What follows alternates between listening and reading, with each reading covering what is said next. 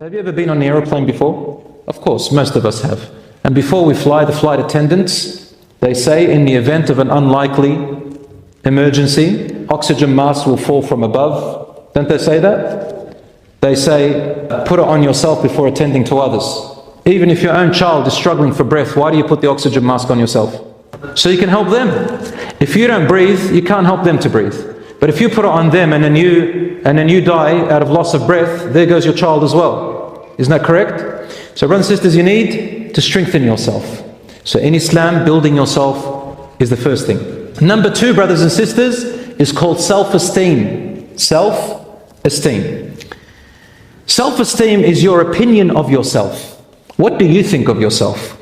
The way you think of yourself is how you have decided, where you have decided to put yourself, where your ranking is. And I want to give you a little hint from the seerah of the Prophet ﷺ how to be so you can lift your self-esteem.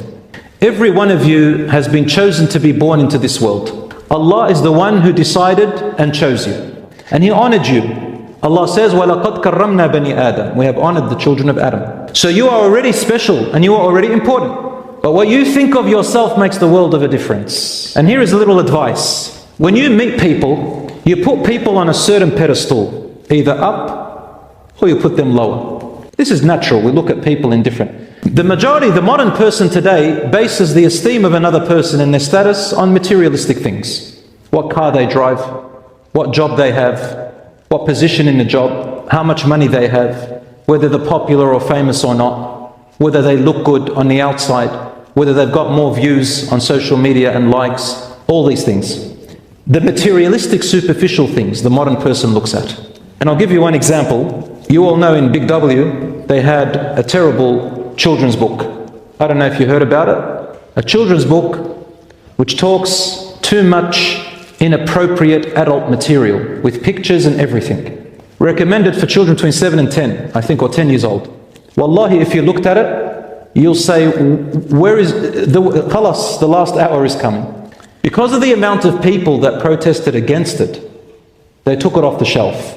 Why? Because it's going to hurt the pocket, the business, the industry. We live in a world where materialism is big. Alright. A Muslim is taught another way.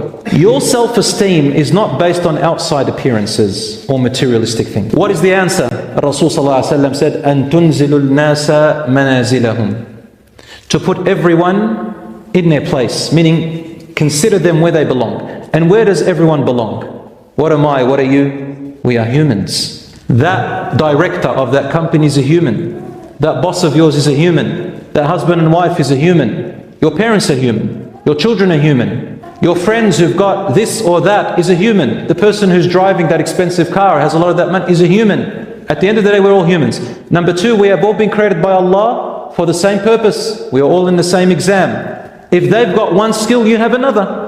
Maybe that person who looks like is above you has problems with their family. You might have a good relationship with your family. Embrace that, alhamdulillah. That person may have some health problems. Alhamdulillah, you got good health. That person doesn't have a hobby outside of what they have or other skills which they enjoy. Maybe you have a hobby in things that you enjoy and skills. Everybody, Allah has given them favors. Don't amplify yourself and don't reduce yourself by amplifying them. Think of them as humans. Yes, we respect certain people and give them more attention than others if they are beneficial and if they deserve it, such as scholars and imams or someone who is truly beneficial to others and has earned that privilege. You give them that respect, but never think that they are better than you or that you are better than them. They can rise and fall, you can rise and fall. And don't be arrogant, so to say, oh, who are they? This is the thing, sometimes I hear young people, they go too far. They say, who are they? Who are you, bro? You're nothing. That's called arrogance. Remember what we said, don't amplify yourself by reducing others and don't reduce yourself by amplifying others. Be balanced. And that's why Allah says, وَكَذَلِكَ جَعَلْنَاكُمْ أُمَّةً وَسَطًا. And this is how we have made you a balanced ummah. Not too much, not too little. Be balanced. Allah loves al-wasat fil umuri kulliha. He loves the balance in all matters. So work towards that balance. So brothers and sisters, for your self-esteem, look at that. Number three is confidence, or overconfidence, or underconfidence, and there is the mature side. So it's got to do with confidence. What is confidence? In order for you to know yourself that you are confident, that's part of building yourself, you need two things. You need to feel that you can do that thing. And number two, you need to know that you have the ability to do that thing. Ability and feeling. That is confidence. The second type is called mature. To be mature means that you know you do not have the ability to do it, and you feel that you can't do it. And for example, if I'm going to fight with someone, and I know that this person has training, I don't have the training that person has. And I know that I don't have the ability, and I feel that I can't. I choose my fights. So a mature person chooses their battles. Doesn't go into everything and anything. Yeah, I can do and be a hero. That's called ego. And you're going to fall flat on your face. A mature person and a believer chooses what they can and what they can't. And walks away. It's okay, it's fine. The third type is called overconfidence. Overconfidence, brothers and sisters, is when you know you don't have the ability, but you feel you can do it. Don't. The Prophet ﷺ said, "Man tawada'a lillahi rafa'ah." Whoever humbles themselves for the sake of Allah, Allah will lift them. Make yourself a little bit less than your reality.